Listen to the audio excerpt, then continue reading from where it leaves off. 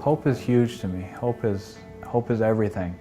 When I had nothing and I was in jail, the only thing I had was hope. It was all I had left.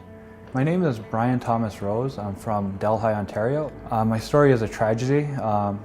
I lost the life of my grandmother while I was in psychosis. I have paranoid schizophrenia, and I tried to seek help, and my family tried to seek help for me, but we could not get the help in time, and it was really difficult. I kept getting sent away from hospitals and doctors, and eventually my grandmother was lost, and she was a huge influence in my life, and it hurts, and that's why I advocate now, is because I want to do it in the honor of her memory.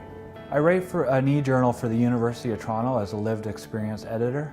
I talk about my experience in jail and hospital and living with a mental illness to try and help those who suffer in silence, as to help another Brian like myself who could not get the help back in 2010.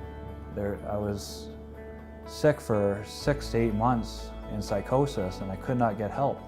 And the early prevention is the key to a successful recovery. So now that I'm in recovery, I'm doing speeches for nursing students, for psychologists, and I had a presentation at the Ontario Hospital Association last December to tell my story, and I'm a mental health advocate now. I'm very proud of the way my life is and the direction it is headed.